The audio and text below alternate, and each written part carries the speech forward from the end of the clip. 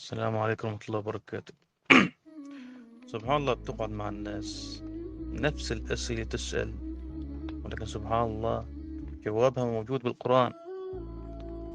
نسأل أنفسنا سؤال: ليش هيك وضعنا مثل ما هو الأسوأ؟ ليش ما عم بتغير؟ والله قال: إن الله لا يغير ما بقوم حتى يغيروا ما بأنفسهم. فهل غيرنا ما بأنفسنا وصرنا للأفضل؟ وصرنا رجعنا لرب العالمين؟ سؤال آخر بنسأله: مثلا فلان حرامي وفلان كذا فلان كذا معه مصاري أموره تمام، هل تعلم أنه هاي المصاري اللي معه اللي جمعها بالحرام بيكون هي عذاب له؟ يقول الله صلى الله عليه وسلم: إذا رأيت العبد يعطى على معصية وعلى معاصي فاعلم أنه استدراج، والله سيدرجهم من حيث لا يعلمون. يعني هذا استدراج له حتى الله يوديه للعذاب. فعلى شو بدنا نحسده؟ إذا هو إذا معه المصاري الحرام اللي معه اللي مبحبح فيها فهي حرام وعذاب. نسأل أنفسنا السؤال الآخر: رزق ضيق علينا، رزق ضيق، ما في رزق، أمورنا صعبة كتير. والله قال: ولأن لو استقاموا على الطريقة لأسقيناهم ماء غدقا. يعني لو الناس رجعت رب العالمين واتقت الله، الله بيكفت عليهم النعم، نعم كفت.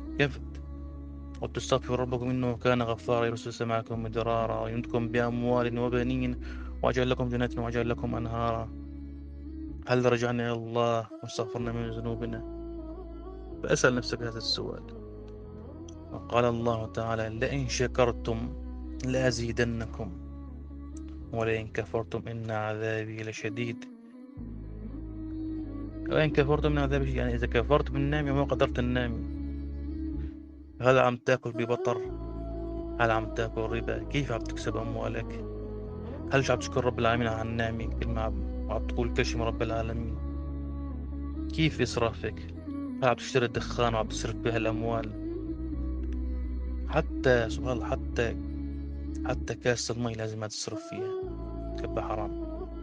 كلها نعم رب العالمين لازم نحفظها. هل احنا حفظنا النعمة؟ كما نسأل أنفسنا السؤال. سبحان الله، الله خلق الدنيا دار بلاء وامتحان للمؤمن.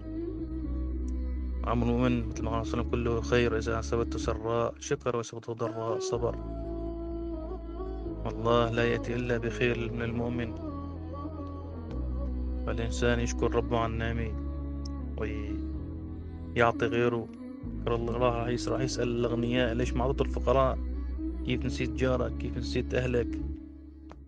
سبحان الله. الله تعالى: ومن الحياة الدنيا إلا متاع الغرور. دائما نسمعها بالجامع كل ما يموت حدا: ومن الحياة الدنيا إلا متاع الغرور، أي متاع زائل ما بنغر بها المتاع إلا أصحاب العقول الضعيفة. وقبل أن أجب بها الدنيا ولا بالحق إلا فعلا أصحاب عقل ضعيف. هي الحق متاع زائل، هي ومضة الحياة، ومضة سريعة.